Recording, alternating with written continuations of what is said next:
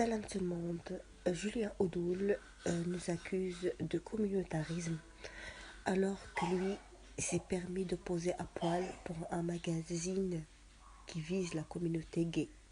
Normalement, au niveau tolérance, il devrait être au top. Mais bref, il se fout de nous.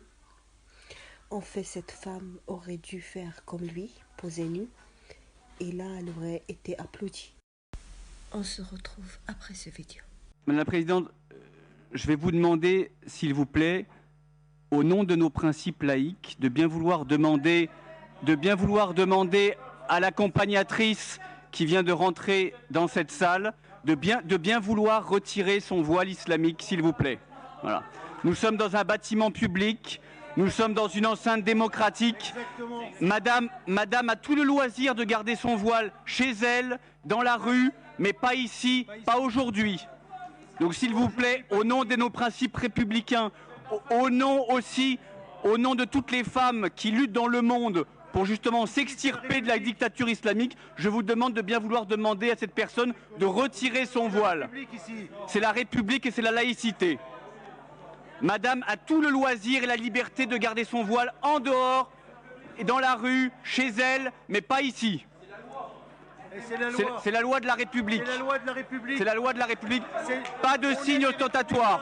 Pas de signe ostentatoire. Bon, ça y est, vous êtes calmés? Si cette personne ne sort pas de la pièce, nous ne participerons pas à la suite de cette séance. C'est pas un problème. Oh putain, on a le don de se foutre des problèmes. Oh mais franchement là, ils auraient quand même pu regarder. La loi interdit les signes de discrimination dans le milieu scolaire. Elle n'interdit pas les signes de distinction dans la sphère publique, dans l'espace public. Donc la loi n'interdit pas. D'autre part, notre règlement intérieur, il dit que nous pouvons interdire l'accès à une personne dont le comportement est susceptible de troubler le déroulement de la séance. Son comportement n'était pas susceptible de troubler le comportement de la séance si nous n'avions pas eu effectivement la posture des élus du Rassemblement national. Donc il n'y a aucune raison que cette personne sorte. Aucune raison. C'est lamentable parce que c'est une façon quand même de creuser les failles, d'attiser la haine et d'attiser la malveillance entre nous. Hein. C'est vraiment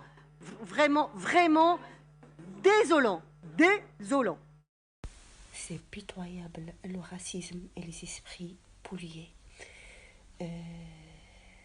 Voile, kippa ou autre, à chacun son vêtement et sa religion. Vivant en harmonie sans haine.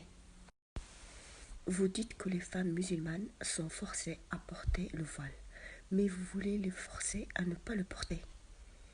Pour les hommes, pousser une barbe, c'est une radicalisation. Porter un djellab court, c'est radicalisation. Ne pas boire l'alcool, c'est une radicalisation. Regarder beaucoup d'infos, c'est des radicalisations. Ne pas faire la fête, c'est une radicalisation. Ne pas écouter la musique, c'est une radicalisation. Oh, oh, oh, oh, oh, oh. Vous parlez de prière.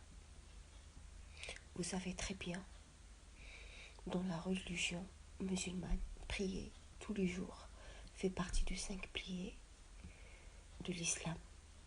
C'est pas du tout de la radicalisation. C'est une pratique de religion, n'est-ce pas, monsieur Castaner? Suivre sa religion, c'est être radicalisé. Dans ce cas-là, un chrétien qui va à la messe tous les dimanches, c'est aussi un radicalisé. Qui porte un croix, c'est aussi un radicalisé. Donc pourquoi toujours focaliser sur l'islam?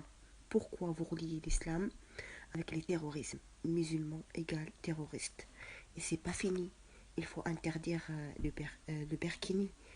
Il faut interdire le voile dans les universités, dans les voies publiques, dans les sorties scolaires. C'est ça laïcité? En France, vouloir contrôler un maximum la pratique d'une seule religion en particulier?